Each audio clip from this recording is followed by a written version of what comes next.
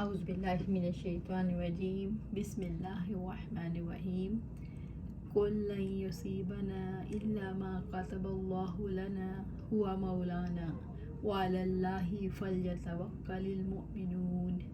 آپ کہتے ہیں ہمیں ہرگز کچھ نہیں پہنچے گا مگر جو اللہ تعالیٰ نے ہمارے لیے لکھ دیا، وہی ہمارا مالک ہے، اور لازم ہے کہ اللہ تعالیٰ پر ہی ایمان لانے والے توکل کریں۔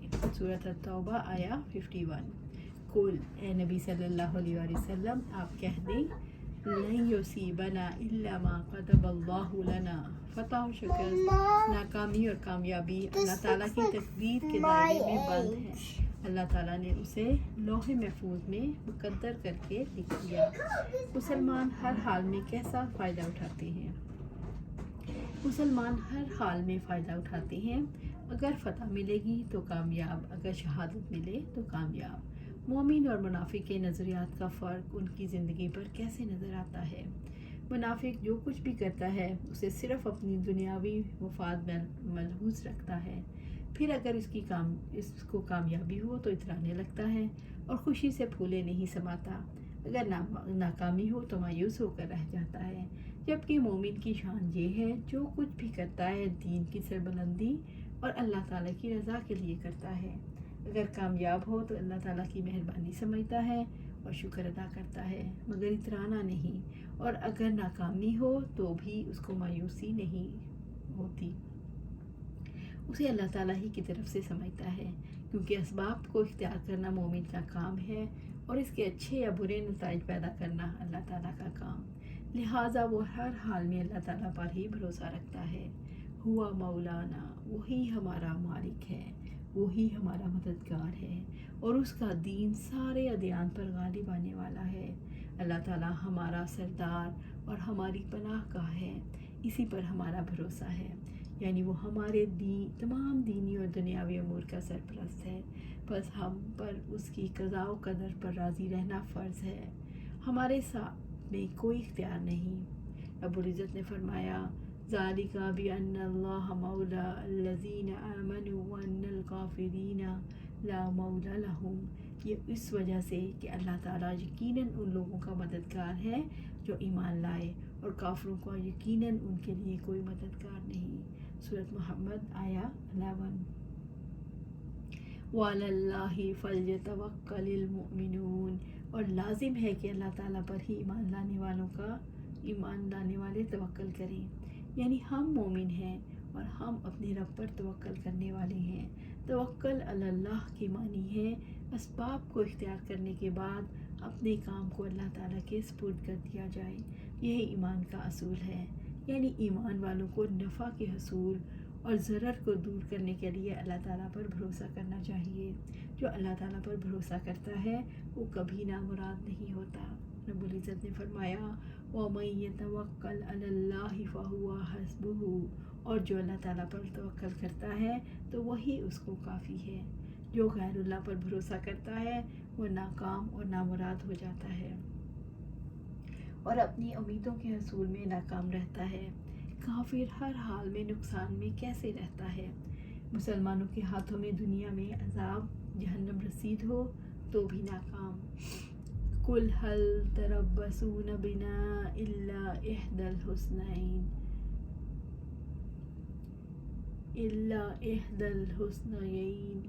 ونحن نتربص بكم ان يصيبكم الله بعذاب من عنده او بأيدينا فتربصوا انا معكم متربصون۔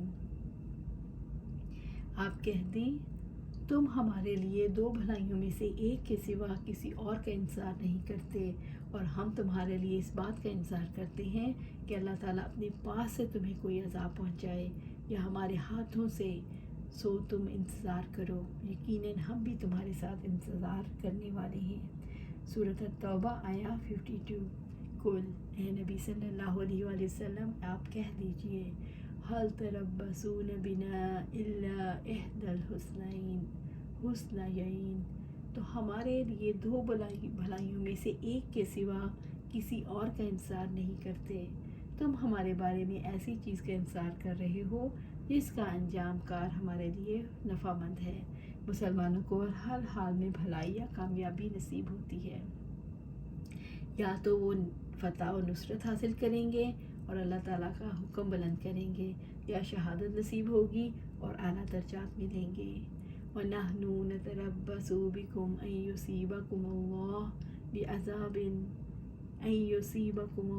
بِعَذَابٍ مِّنْ عِندِهِ أَوْ بِأَيْدِينَا، اور ہم تمہارے لیے اس بات کا انتظار کرتے ہیں کہ اللہ تعالیٰ اپنے پاس سے تمہیں کوئی عذاب پہنچائے یا ہمارے ہاتھوں سے۔ مومن منافقوں کے بارے میں کس بات کا انتظار کر رہے ہیں؟ اے منافقوں، ہم یعنی مسلمان تمہارے بارے میں انتظار کریں گے کہ تمہارا انجام کیا ہوتا ہے، یا تو ہمارے بغیر اللہ تعالیٰ تمہیں عذاب دے گا جیسے پچھلے لوگ پکڑے گئے، یا ہمیں تم پر غالب کرے اور ہمارے ذریعے تمہیں عذاب میں مبتلا کیا جائے، اور جب تم پر ہم قابو پا لیں گے تو تمہیں قتل کر دیں گے۔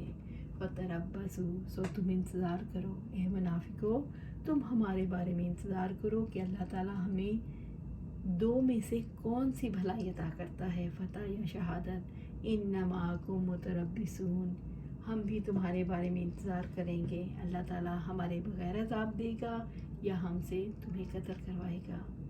قُلْ أَنفِقُوا طَوْعًا أَوْ كَرْهًا لَن يُتَقَبَّلَ مِنكُمْ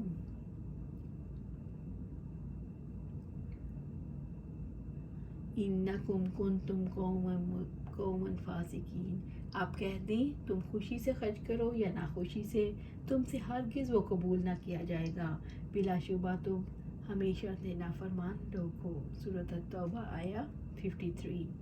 قل، اے نبی صلی اللہ علیہ وآلہ وسلم، آپ ان منافقوں سے کہہ دیجئے، انفقوا طوعا، اللہ تعالیٰ کی اطاعت اور جہاد میں خوشی سے خرچ کرو، او کرہا، یا مارے باندھے یا ناگواری سے، لن یتقبل منکم، تم سے وہ ہرگز قبول نہ کیا جائے گا۔ اللہ تعالیٰ تمہارے باطل صدقات کو قبول نہیں کرے گا، وہ تمہارے کسی عمل کو قبول کرنے والا نہیں، کیونکہ تم نافرمان ہو۔ تمہارا کفر تمہارے خرچ کی قبولیت کے راستے میں رکاوٹ ہے۔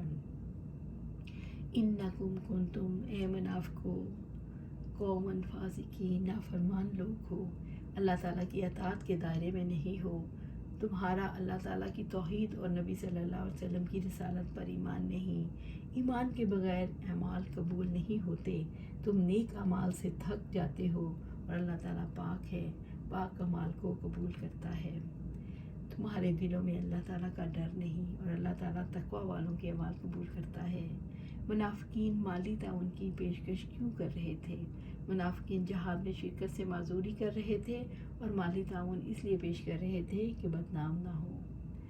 وَمَا مَنَعَهُمْ أَن تُقْبَلَ مِنْهُمْ نَفْقَاتُهُمْ إِلَّا أَنَّهُمْ كَفَرُوا بِاللَّهِ وَبِرَسُولِهِ وَلَا يَأْتُونَ الصَّلَاةَ إِلَّا وَهُمْ كُسَالَىٰ وَلَا يُنْفِقُونَ إِلَّا وَهُمْ كَارِهُونَ، اور کوئی ان کے معنی نہیں ہو اور اس سے ان کے خرچ کیے ہوئے مال قبول کیے جائیں، مگر یہ کہ یقیناً انہوں نے اللہ تعالیٰ اور اس کے رسول کے ساتھ کفر کیا، اور وہ نماز کو نہیں آتے مگر اس طرح کے سست ہوتے ہیں، اور خرچ نہیں کرتے مگر اس حال میں کہ وہ ناپسند کرنے والے ہیں۔ سورۃ التوبہ آیا 54۔ وَمَا مَنَعَهُمْ أَن تُقْبَلَ مِنْهُمْ نَفَقَاتُهُمْ، اور کوئی ان کے معنی نہیں ہو اس سے کہ ان کے خرچ کیے ہوئے مال قبول کیے جائیں۔ منافقوں کے صدقات کی عدم قبولیت کے اسباب بیان کیے جا رہے ہیں۔ إِلَّا أَنَّهُمْ كَفَرُوا بِاللَّهِ وَبِرَسُولِهِ، مگر یہ کہ یقیناً انہوں نے اللہ تعالیٰ اور اس کے رسول کے ساتھ کفر کیا۔ قبولیت کے راستے کی پہلی رکاوٹ یہ ہے کہ تم نے اللہ تعالیٰ اور آپ صلی اللہ علیہ وسلم کی رسالت کا انکار کیا۔ ایمان سارے اعمال کی قبول ہونے کی پہلی شرط ہے۔ منافق ایمان اور عمل صالح سے محروم ہیں۔ وَلَا يَأْتُونَ الصَّلَاةَ إِلَّا وَهُمْ كُسَالَىٰ، اور وہ نماز کو نہیں آتے مگر اس طرح کے سست ہوتے ہیں۔ منافقوں کے صدقات کی عدم قبولیت کا دوسرا سبب یہ ہے کہ وہ افضل ترین بدی عبادت نماز پڑھنے کے لیے کھڑے ہوتے ہیں تو سستی سے کسمساتے ہوئے اٹھتے ہیں۔ نماز پڑھنا منافقوں کے لیے بھاری بوجھ بن جاتا ہے۔ اسی لیے وہ بوجھل دل سے اٹھتے ہیں اور کاہل ہو کر سستی سے نماز پڑھتے ہیں۔ علماء نے لکھا ہے، لوگوں کے سامنے ہو تو نماز پڑھ لی اور اکیلے ہو تو چھوڑ دی، یہ بھی کسل فی الصلاۃ ہے۔ بندے کے لیے لازم ہے کہ نماز کے لیے دل کی خوشی کے ساتھ حاضر ہو۔ وَلَا يُنْفِقُونَ إِلَّا وَهُمْ كَارِهُونَ، اور وہ خرچ نہیں کرتے مگر اس حال میں کہ وہ ناپسند کرنے والے ہیں۔ منافقوں کے صدقات کی عدم قبولیت کا تیسرا سبب ہے کہ وہ اللہ تعالیٰ کے راستے میں خرچ کرتے ہیں تو اس مقصد کے لیے کہ لوگ مذمت نہ کریں۔ منافق شرح صدر اور دل کے یقین کے ساتھ اجر کی نیت سے خرچ نہیں کرتے۔ اللہ تعالیٰ کے یہاں وہ خرچ قبول کیا جاتا ہے جو دل کے ثبات اور یقین کے ساتھ ثواب کی امید رکھ کر کیا جائے۔ منافق کاہلی اور سستی والی نماز کیوں پڑھتا ہے؟ منافق کو جو چیز نماز پڑھنے کے لیے مجبور کرتی ہے وہ ان کے اندر نہیں ہوتی، اس لیے ان کی نماز دکھاوے کی ہو جاتی ہے۔ منافق اللہ تعالیٰ اور رسول اللہ صلی اللہ علیہ وسلم کا انکار کیسے کرتا ہے؟ منافق اللہ تعالیٰ اور رسول اللہ صلی اللہ علیہ وآلہ وسلم کا دل سے انکار کرتا ہے۔ کسل مندی اور کراہت دل کے نہ کھلنے کی علامت ہے۔ سستی کا بنیادی سبب کراہت ہوتی ہے۔ یہاں دل نہ لگے، انسان جس کو فرض نہ سمجھے، وہاں سستی سامنے آتی ہے۔ وَلَا تُعْجِبْكَ أَمْوَالُهُمْ وَلَا أَوْلَادُهُمْ إِنَّمَا يُرِيدُ اللَّهُ لِيُعَذِّبَهُم بِهَا فِي الْحَيَاةِ الدُّنْيَا وَتَزْهَقَ أَنفُسُهُمْ وَهُمْ كَافِرُونَ۔ سو ان کے اموال اور ان کی اولادیں آپ کو بھلی نہ لگیں، در حقیقت اللہ تعالیٰ ارادہ رکھتا ہے کہ ان کی وجہ سے انہیں دنیا کی زندگی میں عذاب دے اور ان کی جانیں اس حال میں نکلیں کہ وہ کافر ہی ہوں۔ سورۃ التوبہ آیہ 55۔ رب العزت نے ارشاد فرمایا کہ منافقوں کے اموال اور ان کی اولاد آپ کو تعجب میں نہ ڈالے۔ آپ صلی اللہ علیہ وسلم ان کے اموال اور اولاد کی کثرت سے مرعوب نہ ہوں۔ رب العزت نے فرمایا، وَلَا تَمُدَّنَّ عَيْنَيْكَ إِلَىٰ مَا مَتَعْنَا بِهِ أَزْوَاجًا مِّنْهُمْ زَهْرَةَ الْحَيَاةِ الدُّنْيَا لِنَفْتِنَهُمْ فِيهِ وَرِزْقُ رَبِّكَ خَيْرٌ وَأَبْقَىٰ، اور آپ نظر اٹھا کر بھی نہ دیکھیں اس کی طرف جو ہم نے ان میں سے مختلف قسم کے لوگوں کو سر و سامان دیا ہے۔ دنیا کی زندگی کی زینت ہے تاکہ ہم انہیں اس آزمائش میں ڈالیں، اور آپ کے رب کا رزق ہی بہتر ہے اور زیادہ باقی رہنے والا ہے۔ کیا وہ سمجھتے ہیں کہ ہم انہیں مال اور بیٹوں سے مدد دے رہے ہیں؟ ہم انہیں بھلائیاں دینے میں سرگرم عمل ہیں، بلکہ وہ سمجھتے نہیں۔ سورۃ مومنون آیہ 55 اور 56۔ جب بندے کو شکر کی توفیق ملتی ہے، جب بندہ ان کے ذریعے اللہ تعالیٰ کی طرف توجہ کرتا ہے، جب بندے کا ضمیر مطمئن ہو اور اخلاق سے انفاق فی سبیل اللہ کرتا ہو، جب بندہ مال اور اولاد کو آخرت کے لیے لگاتا ہو، تو اس سے پتہ چلتا ہے مال اور اولاد نعمت ہے۔ انما یرید اللہ لیعذبہم بہا فی الحیاۃ الدنیا، در حقیقت اللہ تعالیٰ ارادہ رکھتا ہے کہ اس کی وجہ سے انہیں دنیا کی زندگی میں عذاب دے۔ انما یرید اللہ، اللہ تعالیٰ مال اور اولاد کے ذریعے دنیا کی زندگی میں عذاب دینے کا ارادہ رکھتا ہے۔ لیعذبہم بہا فی الحیاۃ الدنیا، کہ ان کی وجہ سے انہیں دنیا کی زندگی میں عذاب دے۔ یہاں عذاب سے مراد وہ مشقت اور کوشش ہے جو اسے حاصل کرنے میں انہیں برداشت کرنی پڑتی ہے، اور اس میں دل کی تنگی اور بدن کی مشقت ہے۔ اگر آپ اس مال کے اندر موجود ان کی لذات کا مقابلہ ان کی مشقتوں سے کریں تو ان لذتوں کی ان مشقتوں کے ساتھ کوئی نسبت ہی نہیں۔ اور ان لذات نے چونکہ ان کو اللہ تعالیٰ کے ذکر سے غافل کر دیا، اس لیے ان کے لیے اس دنیا میں بھی وبال ہیں۔ ان کا سب سے بڑا وبال یہ ہے کہ ان کا دل انہی لذات میں مگن رہتا ہے اور ان کے ارادے ان لذات سے آگے نہیں بڑھتے۔ یہ لذات ان کی مطلوب بن جاتی ہیں اور ان کے قلب میں آخرت کے لیے کوئی جگہ نہیں، اور یہ چیز اس بات کی موجب ہے کہ یہ لوگ دنیا سے اس حالت میں جائیں گے۔ وَتَزْهَقَ أَنفُسُهُمْ وَهُمْ كَافِرُونَ، در حقیقت اللہ تعالیٰ ارادہ رکھتا ہے کہ ان کی وجہ سے انہیں دنیا کی زندگی میں عذاب دے اور ان کی جانیں اس حال میں نکلے کہ وہ کافر ہی ہوں، یعنی ان کی جان اس حالت میں نکلے کہ وہ حق کا انکار کرنے والے ہوں۔ اس سے بڑا کیا عذاب ہو سکتا ہے؟ انسان ہمیشہ کی بدبختی اور کبھی دور نہ ہونے والی حسرت میں مبتلا رہے۔ مال اور اولاد انسان کے لیے سزا کب بن جاتا ہے؟ جب مال اور اولاد کی وجہ سے انسان اذیت میں مبتلا ہوتا ہے، جب دولت بڑھانے کے لیے انسان کی راتوں کی نیند اڑ جاتی ہے، جب اللہ تعالیٰ کی راہ میں خرچ کرنا انسان کو مال کی ہلاکت محسوس ہوتا ہے، جب اولاد بے راہ رو ہو جاتی ہے، جب اولاد سرکش اور نافرمان ہو جاتی ہے تو عذاب بن جاتی ہے۔ اللہ سبحانہ تعالیٰ سے دعا ہے کہ یہ مال اور اولاد ہماری آزمائش نہ بنے۔ اللہ سبحانہ تعالیٰ اس مال اور اولاد کے ذریعے ہم اپنی آخرت کو سنواریں، اس مال اور اولاد کو آخرت کے لیے صرف کریں، اس مال اور اولاد کو رب کے لیے لگا دیں، دین پر لگا دیں، دین کے لیے صرف کر دیں۔